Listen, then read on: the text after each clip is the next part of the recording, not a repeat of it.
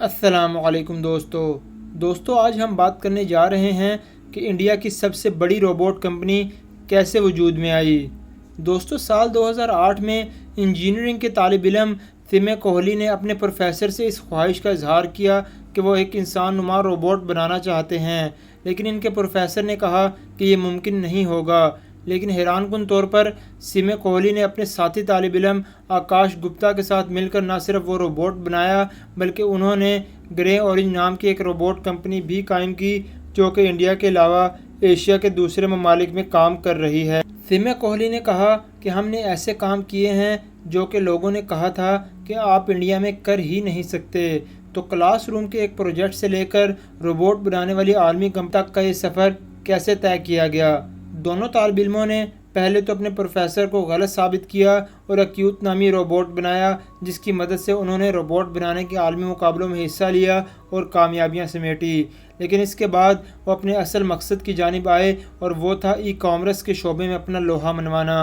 India میں e commerce کا رجحان تیزی سے بڑھتا جا رہا ہے اور ایک رپورٹ کے مطابق سال 2015 میں ملک میں $5 ارب کا نجی سرمایہ ای کامرس کے شعبے میں لگایا گیا ہے، جو کہ اب تک اس سے بہت زیادہ بڑھ چکا ہے۔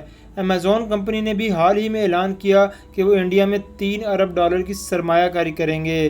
اس رجحان سے ظاہر ہوتا ہے کہ انٹرنیٹ پر کاروبار ای کامرس کا ایک اہم جزو ہے، لیکن اس میں علیحدہ سے بھی منافع کے اضافے کے امکان کافی ہیں اور ان تمام کاروبار کرنے والی کمپنیوں کو اپنا سامان رکھنے کے لیے گودام کی بھی ضرورت ہوگی جہاں وہ اپنا سامان رکھیں گے، اور ساتھ ساتھ اس گودام کے انتظامات کو تیز سے تیز تر بنانا بھی ضروری ہے تاکہ خریداروں تک سامان جلد پہنچ جائے۔ یہی وہ موقع تھا جس کا گرے اورنج انتظار کر رہا تھا۔ گرے اورنج کے مطابق اس وقت انڈیا میں گوداموں کو چلانے کے خودکار نظام کے شعبے میں 90% حصہ ان کا ہے۔ 5 ممالک میں ان کے 8 دفاتر ہیں، جبکہ کمپنی میں 650 افراد کام کر رہے ہیں۔ سیمے کوہلی نے بتایا کہ ان کی کمپنی کے 2 روبوٹ گوداموں میں کام کر رہے ہیں۔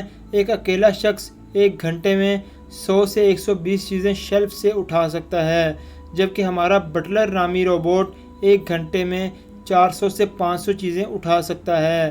ان کا دوسرا روبوٹ سارٹر خودکار طریقے سے بھیجے جانے والے سامان کی ترتیب صحیح کرتا ہے۔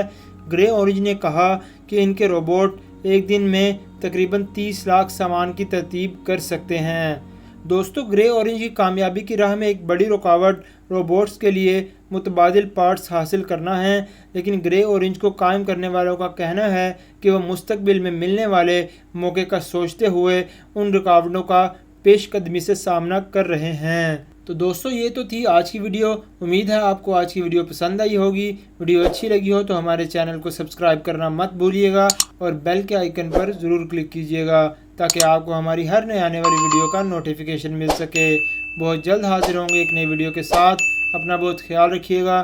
اللہ حافظ۔